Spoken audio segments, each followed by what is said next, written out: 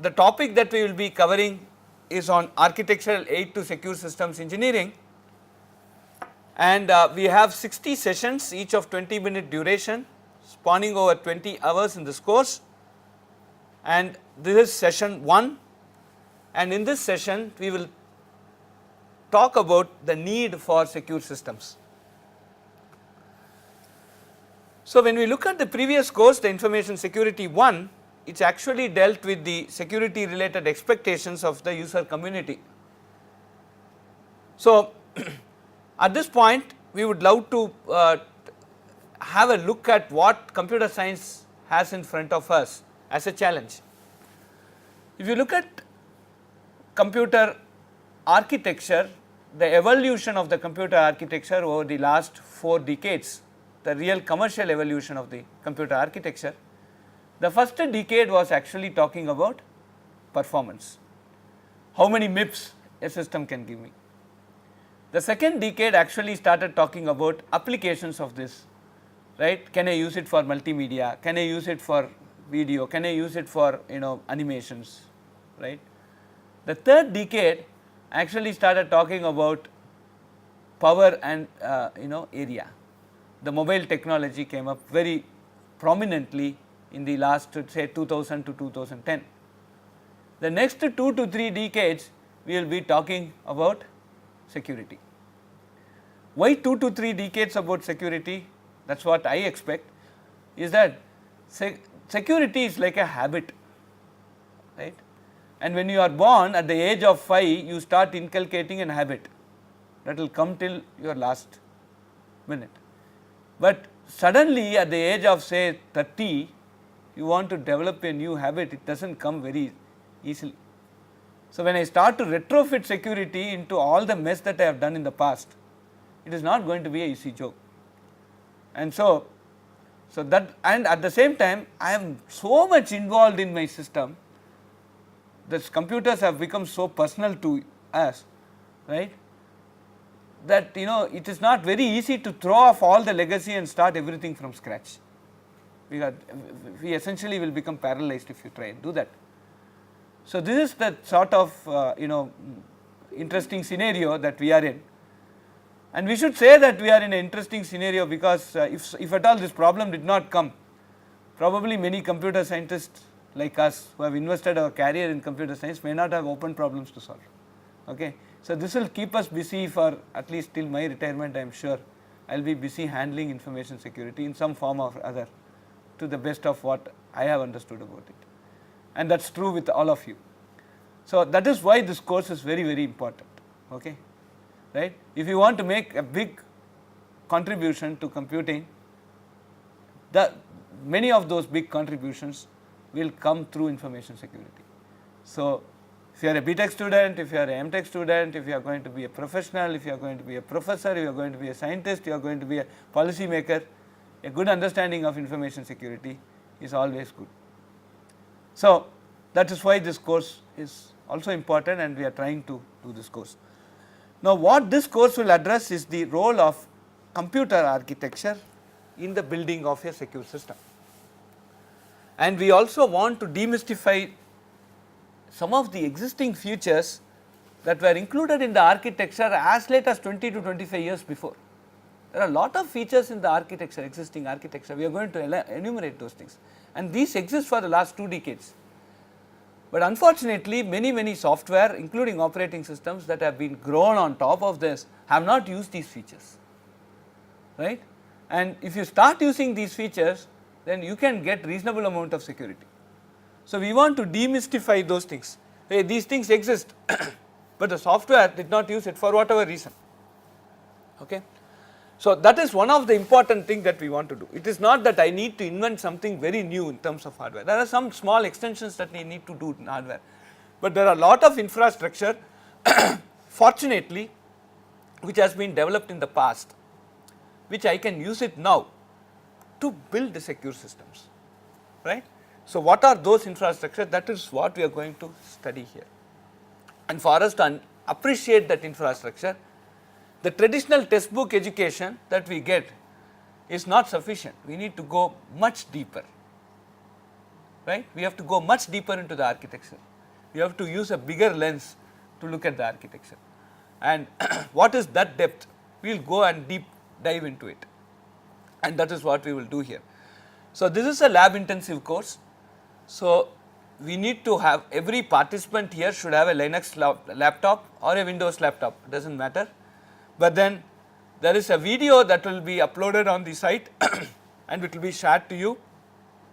You follow the installation procedure. This is a 5-minute video. You follow the installation procedure and get the environment that is there on the video installed, right. We have at least 100 students have installed that in the past, and we have refined that video over a period of time. So, it becomes very self sufficient.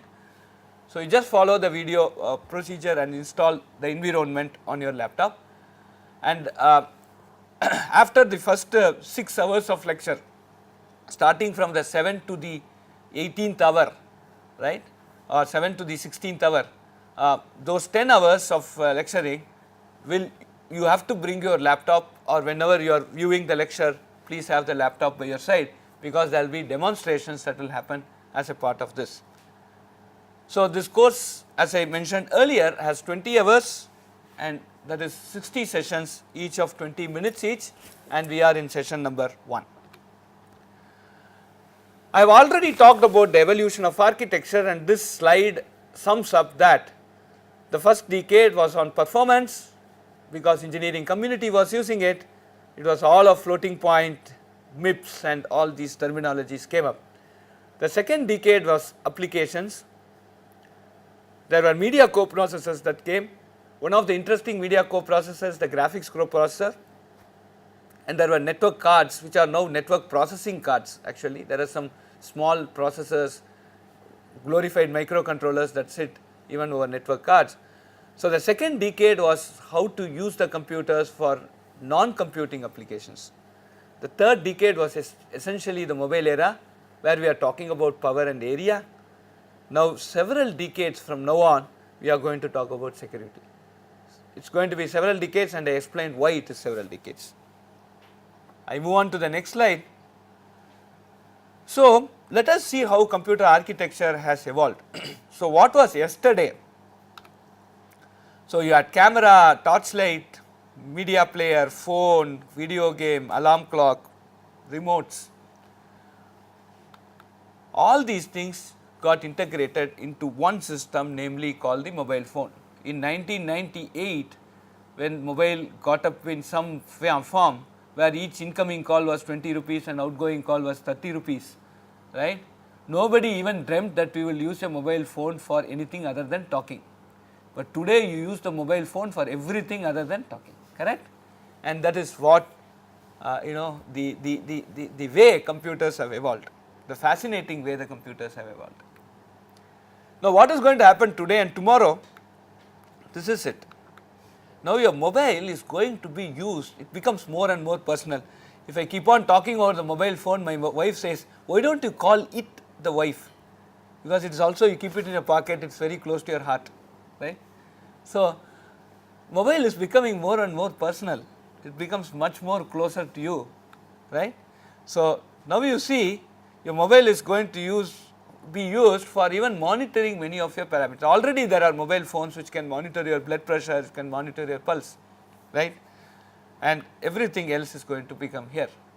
And moment you bring something more and more close to you, more and more personal to you, you go start living with it, right, then you land up with more vulnerabilities. If somebody can, instead of attacking you, if he can attack the system, he can cause more damage than attacking you personally.